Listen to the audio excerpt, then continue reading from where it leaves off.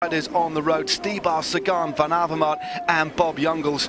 Who is going to be the outright victor? Let's have a look at a couple of little interesting stats here, Carlton. Greg Van Avermaet's last 3 wins with Stage 6 of Tirreno, second was Peter Sagan. Het Nieuwsblad, second was Peter Sagan. Tour de France Stage 13, second was Peter Sagan. Is it going to be that situation again, or is Peter Sagan going to turn the tables? Poor old Sagan. We stopped saying he's second. It's just Giovanet's wins, that's all.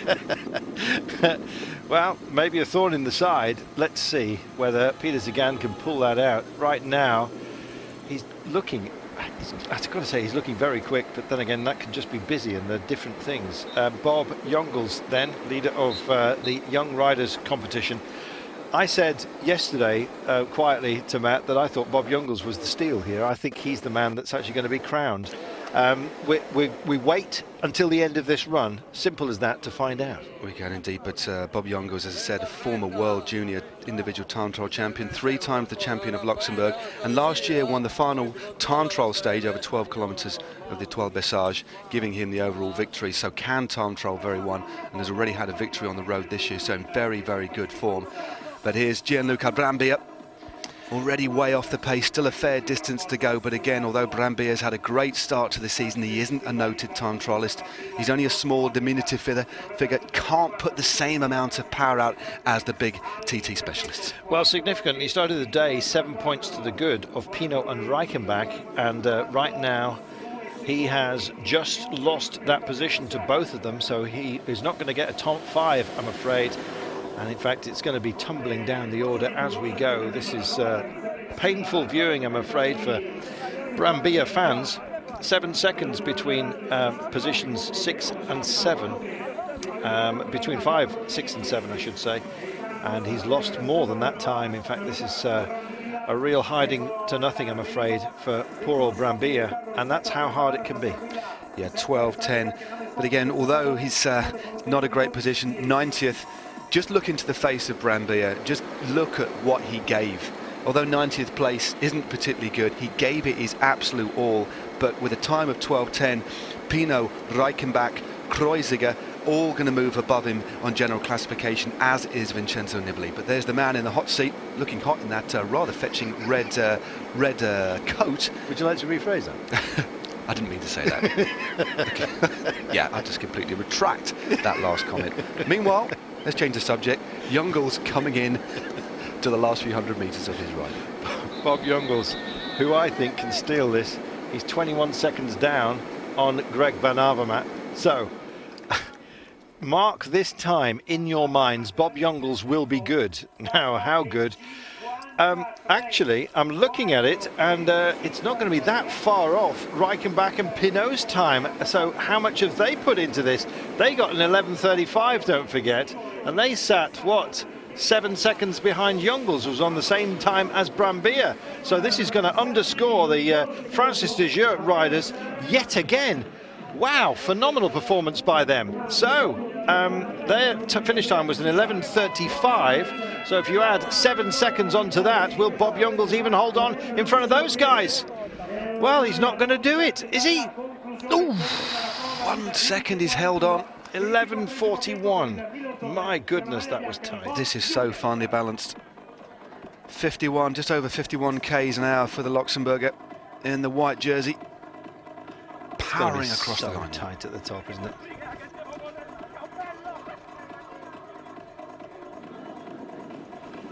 Bob Jungels emptied the tank. These guys who are still on course are doing exactly the same.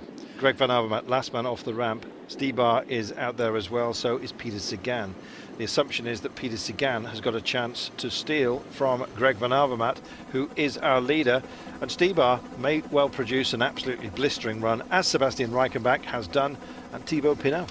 Well, an interesting stat for Stybar. He was the Czech time trial champion just a few years back, but has never been in the top 10 in an individual time trial as a professional rider. So make of that stat as you will. It's all about the effort on the day. And this man in red, Peter Sagan, he's the 3rd out on the road. Following him is Stybar, and then Greg Van Avermaet in the blue of leader. It's not going to be enough to win on the day, but still a good time by Sagan. But what exactly is his time as he crosses the line going to be? Well, let's hope it's not going to be second place for Peter Sagan yet again. He absolutely hates that position, and he's found himself in it so often. It'd be terrific if he manages to bring the rainbow jersey, despite the fact he's wearing red as the points leader of this race, to victory here in the Tirreno. But it's all down to his finish time as compared to Greg Van Avermaet. He's not going to have the winning of this time trial, but it's going to be a decent one. He's on that flat section right now. And is he going to beat even Reichenbach's time of 11:35, just by the looks of things? Here we go. 11:32 for Peter Sagan. Well, that is the best of the riders that come in, of the favourites in the top 10. 11:30 from 4 from Nibali, 11:47 Kwiatkowski, 11:35 for the FDJ pair of Reichenbach and Pinot. So a very, very good time by Peter Sagan. So it's all out on the road now. What can Stybar do, and what can Greg Van Avermaet do? Well, Stybar, who led this race, we remind you, from the first racing day proper after the team time trial to Pomeranze, and held the jersey until, of course, he handed it over once we got to Chepagatti. So what can Greg do?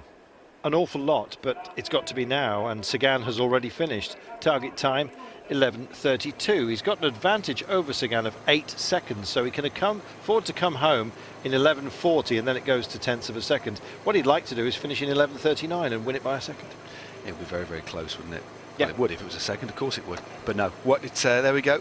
That's the differential on the screen. Apologies for the lack of splits earlier on, but it is very close at the moment.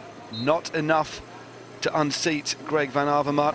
Van Avermaet, I must admit, looks very, very smooth, and meanwhile Zdeněk Stybar well into his final kilometre. Stybar then running home, but I've got a feeling that Peter Sagan is going to be close to taking the title. It's as to whether Greg Van Avermaet can do what Sagan did, get as close as he can to the run of 11:32. If he gets 11:39, we remind you, Greg Van Avermaet, I know we're looking at Stybar at the moment, but if Van Avermaet gets 11:39, he wins the Tirreno Adriatico. Simple as that. It certainly is. It looks like Stybar, he's, like I said, about 400 metres to go now, and the times are slipping away. It looks like he's going to lose his second place overall. He's already been jumped over by Peter Sagan. Remember, Sagan finished with 11:32. It's still a considerable stretch of tarmac to go for the former Czech champion. It's not going to happen for Stybar, I'm afraid. And the time is a cruel thing when it counts against you like this. And he's out of the saddle, looks very, very laboured. He has emptied the tanks, I'm afraid, but not the same efficiency level as Peter Sagan over this course. So it's all down to Greg Van Avermaet and the clock. Stybar with a 12:05. Goodness me, that hurt. He is going to tumble down the classification. Looks like Reichenbach and Pinot both moving above him on the general classification. So one man out on the road, Greg Van Avermaet, normally in the red and black of BMC, but now in the blue of race leader. He wants to win this race. If he does win this race, he'll be the first Belgian to win it since 1977, when Roger de Vlaeminck took this race. He's only won the Tour of Belgium and the Tour of Wallonia twice before, never won a World Tour stage race. Could this be the day for Greg Van Avermaet? You loved Roger de Vlaeminck, didn't you? I do look a bit. We like Kenny Van as well. Here we go. Now, so here's the gap between the pair of them right now. It started off, don't forget, the gap on between Van Avermaet and Sagan at the top of the day, 8 seconds. Oh, we need to get rid of that and just show the rolling clock on the run, thank you very much. Well, it's not clear whether that's plus or minus, so it's the least helpful graphic I've seen in my entire life. 11:39 is his target time. We take a sigh. So, are we going to get the rolling clock on our screens? Thank heaven for that. 11:39 is the target for Greg Van Avermaet. Don't forget to win the Tirreno Adriatico. It looks like it's going to be Sagan here, is it? 25 metres to go in the next marker. It's going to be so very tight. Oh my goodness, couldn't be tighter. Oh, I think he's just done it.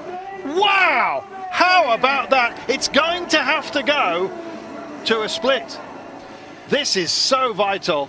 It's one of the closest finishes you're likely to see. Apologies on behalf of the broadcasters for the confusing graphic there. We knew his target time was 11:39 to win it. I think he's won it. It looks like he's just gone inside 11. We said he could get up to 11:40. 11:39 was the time, obviously subject to